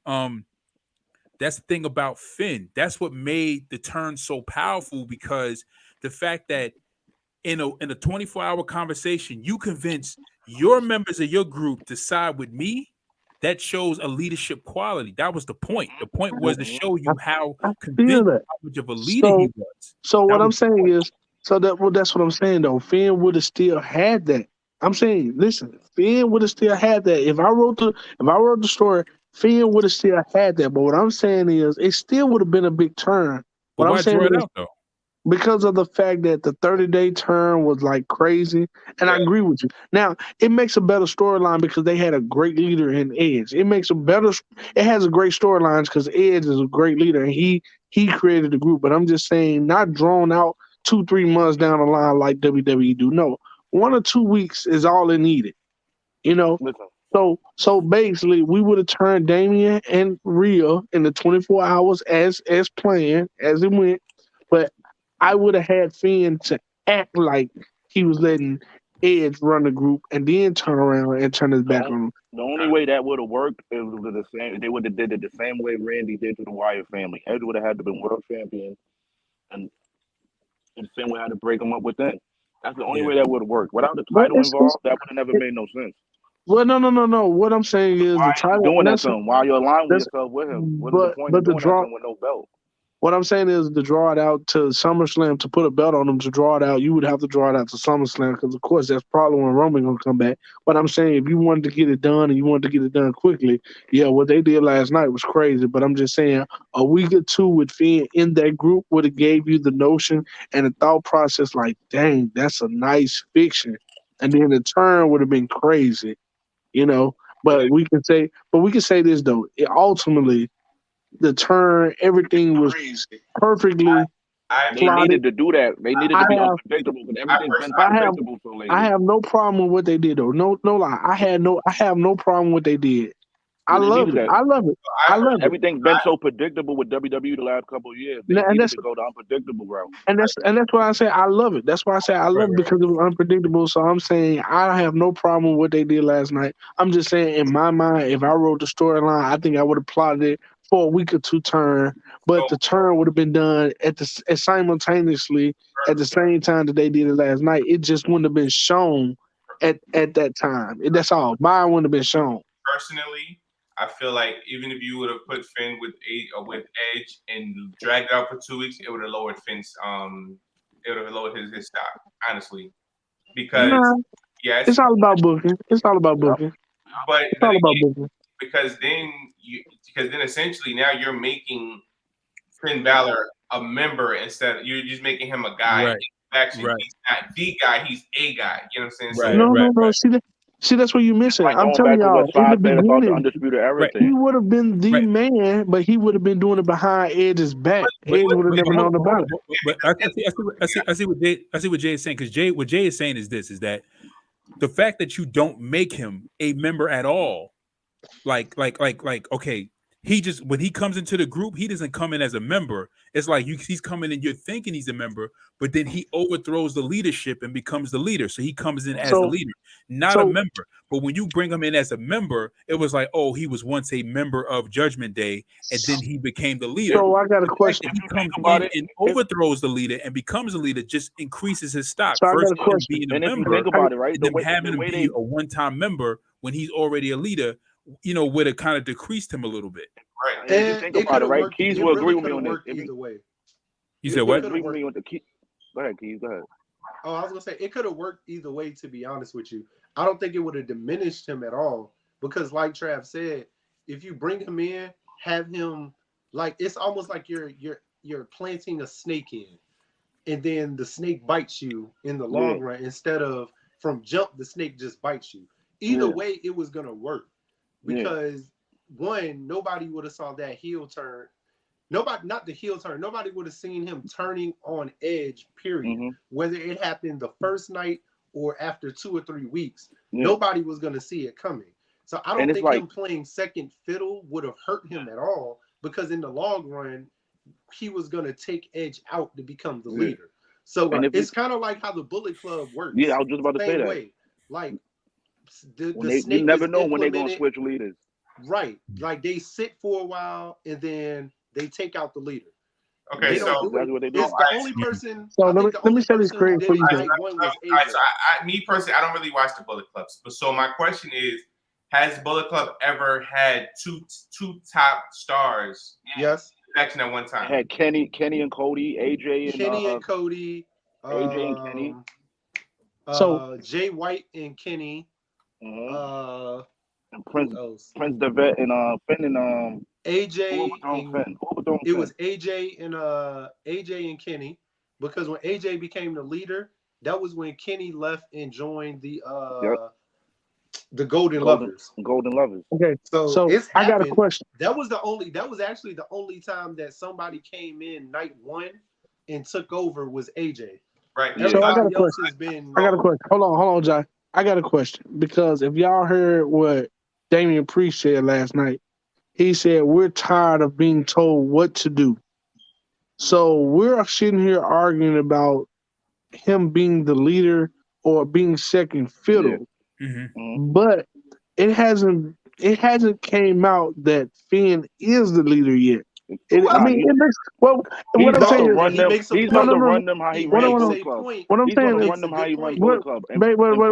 This is what I'm saying. Everybody does what they want to do in Bullet Club, But and that's how I Judgment get Day you. is going to be. So what I'm saying is, that's what I'm saying. Like, it's not particularly a leader. It's just that Finn came out and took out the leader because last night, if you listen to the promo, Damian said we're tired of being told what to do, and we decided to cut out who's holding us back, and that's you. So in all actuality, with that being said, Jay, I know you and Sai saying that it wouldn't have worked, but it would have worked because the way the promo was cut, that now there is no leader of Judgment Day. They're going to wreck shop the way they want to wreck shop. There's going to be a leader. It's just that they're going to be. Okay, Trav. We on the He's just not going to have them on leash. You can say what you want. We on the same page now. That group. You know what I'm saying? He's just not going to have them on the leash like how Edge did. That's one. Now, I'll give you another example. After WrestleMania, right, when Shawn got hurt, the next night on Raw, Triple H said, hey, we're moving in a different direction with DX, or that's what he brought in X-Pac and the New Age Outlaws, right? Yep. Shawn gets better. Now Shawn wants to rejoin DX. Do you bring Shawn in with Triple H, X-Pac, and the New Age Outlaws, where Shawn is? That's a different ball game. That's a different ball game. No. That's a different ball game because I'm gonna tell you the reason why. X-Pac and D-Generation X at the time that Shawn left, that's when those guys really literally took off with D-Generation X. They took off at that time. So by the time Shawn came back from injury, they really didn't need Shawn. Triple H was already at the top of the map. Right, but what I'm saying is, so let's say Shawn decided to come back, right? So okay. Let's say you bring in Shawn, right, to be part of that DS. If you think about it, every time every time DX was together or broke up or whatever, brought back for whatever reason, they never brought back everybody together. It was either Triple H, X-Pac, and the New Age Outlaws, or Triple H and Shawn. So what I'm saying is, let's say Shawn comes back and he joins DX. You think Shawn is either gonna, because now Triple H is the leader, but Shawn essentially was the leader of DX. So now you bring Shawn in with Triple H and X-Pac and New Age Outlaws. Now you're gonna have a battle of. It wouldn't have worked. Well, let's look at it this way. Shawn was the leader. Shawn was the leader before he left, right? Yeah, you're right. And then Triple H took the throne, right, to just take over while he was gone. Right. So at the time when he was gone, Triple H took D-Generation X to a new level. Right. This was not the same scenario. This was a scenario where Edge had started a group. He put them on the map, and Finn Balor said, "Hey, we don't need you to lead us. We just needed the group created in order to make it happen." So that's two different ballgames because it's kind of the same thing. You have it two different. No, it's not. It's not the same. Wait. What you say? Shawn put DX. It's kind of the same thing. Shawn put DX on the map, right? Shawn Triple H, yeah. And then when he got injured and Triple H took over, what happened? He took it off the charts. He put him on another level. Yeah. No. Shawn and Triple H put DX on the map originally. But when Triple H had to take it off. When Shawn got hurt, Triple H took it to another level. So had Shawn been implemented back in, by that time, like Jay was saying, there was going to be a power struggle in a sense. Because by that point, you can't put Triple H back at number 2 at that point. Keith, in the beginning of that, Triple H put him at number 2. So at that point, it's no longer Shawn's DX. That's look, Keith, halfway through that two-man power trip. This is Edge's group for 30 days. Mm-hmm. Boom. But it was more like 25 to 60 days. Well, either way, Damian Priest and them were like, you know what? We really don't fuck with Edge for real. And Edge Finn gets in their head and it's like, like this. Edge went to NXT. So you know what I'm saying. So you don't really fit with us. Yeah. Right, that too. As Bianca said, you don't go here, Edge. So that's why I said it's not, to me, it's not the same, because it's two different scenarios in a sense. It'd be different if Edge and Finn started it and Finn got hurt and now he's back or something like that. But Finn just was like, hey, I want your group. I could tell you how it could work. And I'm just going to play devil's advocate here. I'm going to tell you how it could work with Shawn and Triple H. Because at the time when Shawn and Triple H came back, got back together as DX, you had the World Heavyweight title and you had the WWE Heavyweight title. So they could have held both titles in DX. Two-man power trip. You know what I'm saying? And the funny thing about it is even with Judgment Day, it could work to play devil's advocate with Finn and Edge. Like, let's say, for instance, Edge and Finn and all four members are all together, right? And Judgment Day helps Edge beat Roman Reigns for the Universal titles, right? I mean, for the Universal and World Heavyweight titles, right? I could see Edge going to Finn and just handing him the Universal title and saying, "This always belonged to you." You know what I'm saying? Like, that'll be crazy. I like that. You know what I'm saying? That'd be crazy scenario. That could work with Finn is holding the Universal, Edge is holding a WWE Championship. And then they're two world champions, plus, Damian Priest getting another middleweight title and Rhea Ripley getting a women's title. Like, that would have been crazy to have something like that happen. That's true. But I'll go back to the point for you, so I'll give you another example. Evolution, right? Okay. I knew you were going there. I knew you were going there. And so when Randy won the world championship, right? Mm-hmm. There's no way you're telling me that Randy's the world champion, but Triple H is the leader. Like, you can't be leader without the top. Yes, that was exactly it. That's why Triple H was like, "Nah, B, sorry, Randy, we like you, but you're not about to be champion and be the leader of my faction." So that happened. Wasn't that happening in Bullet Club though, Sean? Wasn't some of the no. But you got to think about it. Once Randy won that WWE title, at that point, Evolution was like, "Yo, whoever hold the title, that's who's the leader." Triple H like, "Nah, we not doing that. You're not gonna hold the title. You're not finna lead me.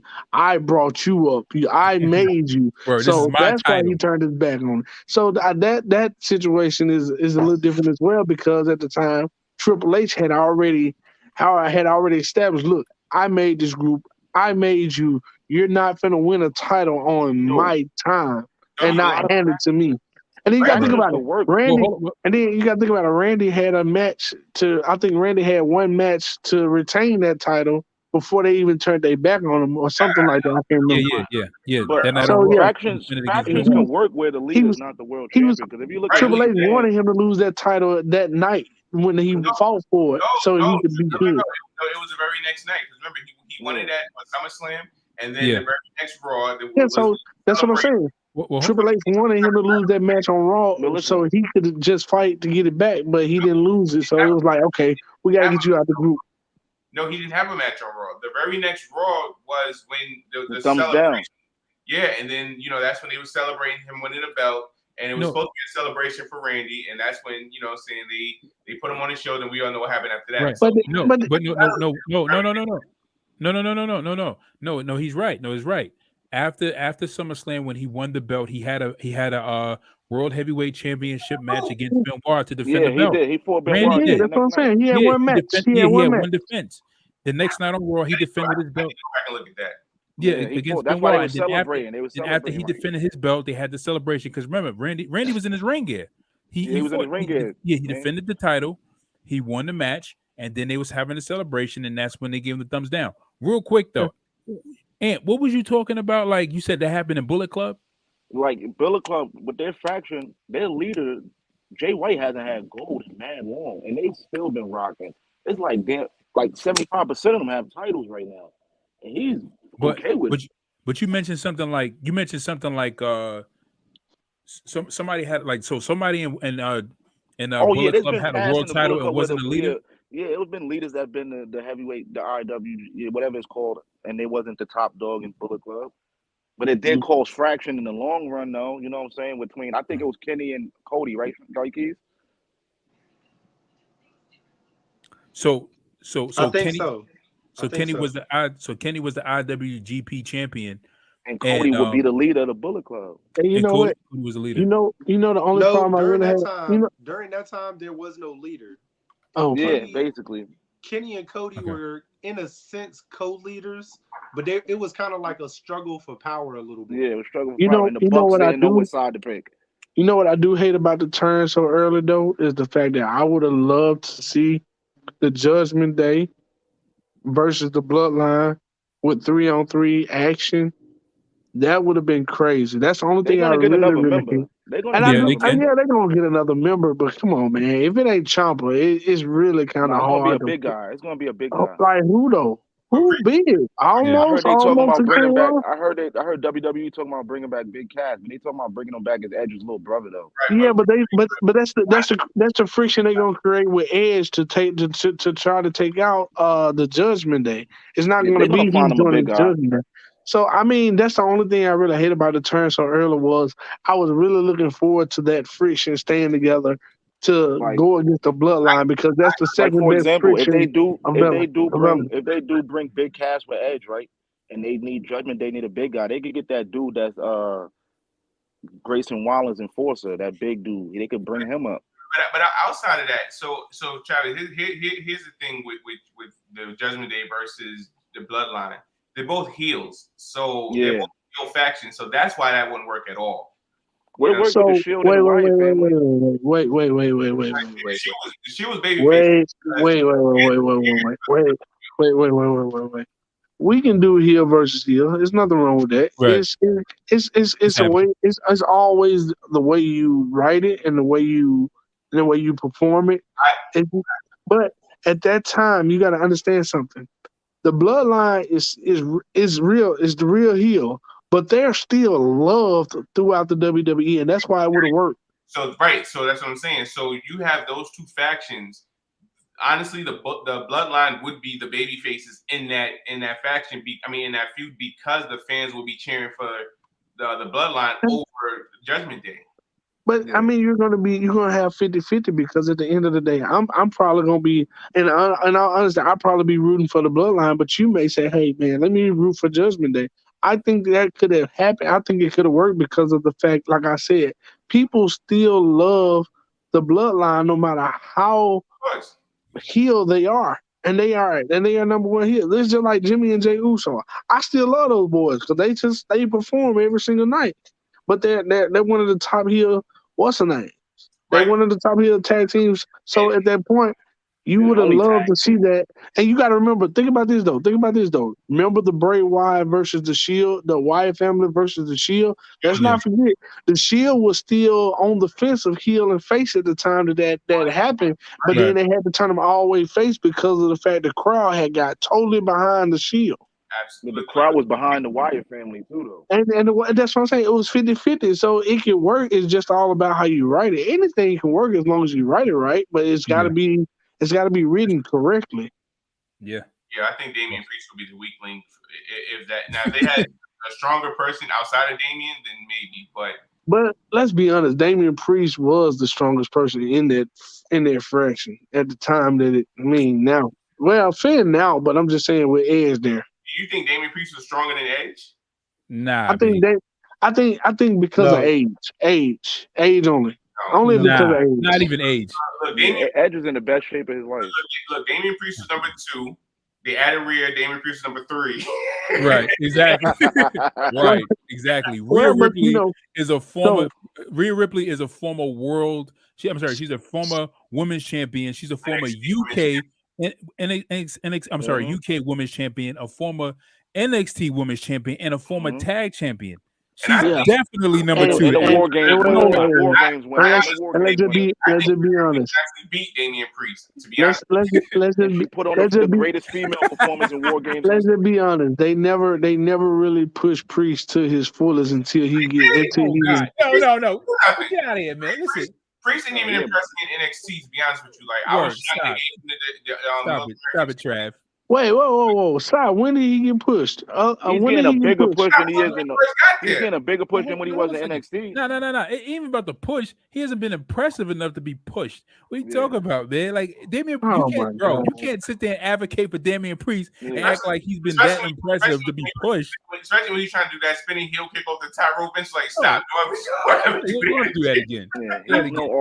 You're fired. We ain't gonna talk about boaches, man, because they happen way too often. So I'm just saying, like, Damian Priest could be better if WWE wrote and made him better. Bro. Listen, Trav, stop it. Trav, listen. I let you get away with a lot of stuff. You're not getting away with it. Wait. I can name 5 guys that do way better than him. Damian Priest would be better if he'd be a better contender if he was great on the mic and had a better look. He has a decent look. He's still developing his character. He's not that great on the mic. He's still developing himself. Right. So you saw him last night. That's not even his voice on the mic. He doesn't talk like that. Right, but that's what I'm saying. And even last night when he cut the promo, when he started his promo and he messed up, the crowd was all over him. Like, it was laughing at him. Like, you know what I'm saying? He messed up a word. It was just like, what? So you had 2 hours to practice this, and you botched this. Wait, so you're telling me that let's take this a step further. So you're telling me that Baron Corbin and his look on the mic looks better than Absolutely. Oh yeah, absolutely. Yes, bro. Yeah, bro. I tell you like this. You bro, put Baron Corbin and George. You put Baron Corbin and switching with Priest. Oh man. Yo, I think we talking about Happy Corbin. Baron Corbin is different. I don't care if it's sad Corbin. I don't care if it's sad Corbin. Baron Corbin with the long hair, the lone wolf. You put that Damian Priest, Corbin, absolutely. All right, I think you're going a little too far with that. But the old Corbin was corny. The new Corbin has gotten a lot better on the mic. Did you watch him in NXT? That's what I'm saying. He didn't watch him in NXT. That's what I'm saying. I literally just asked a question. That's all I did was ask a question. But in the situation of Damian Priest, though, I still believe that if they write him in right, if they give him some more stuff, he can be a lot better than what he is. Yes, he's not at his full potential right now. Don't look like he's gonna get there anytime soon. Anytime soon. Damian like Sheamus is like Krillin from Dragon Ball. He's at his full potential. He just can't cut it. You can't hack it. If he throw the destructive disc out, maybe he will. The struggle just didn't work. Come on, listen, man. Listen, Trav, listen. Writing don't work for everybody. It don't work for everybody. You can write as much as you want, but if you suck, you just suck. All right. Listen, guys, we got to wrap it up. We at the 2-hour mark. I want to thank you guys for joining us for another edition of Wrestling Talks and Thoughts. You guys can join us as we go live every Tuesday at 10 p.m. Again, if you guys are catching us live on Facebook, drop a comment in the comment section below every time we go live on Tuesdays. Also, you guys can catch us as we go live on Sundays. We have missed a couple of shows because I'm working on a project, but we will be going live this Sunday. Also, if you guys are catching us live on Facebook, hit the subscribe button, subscribe to the channel. And when we go live, drop a comment and join in on the conversation. Catch us on Facebook and subscribe to the group, like the page, connect with the group, and connect with us. Again, I am your host, Saheem the Dream. With your man, J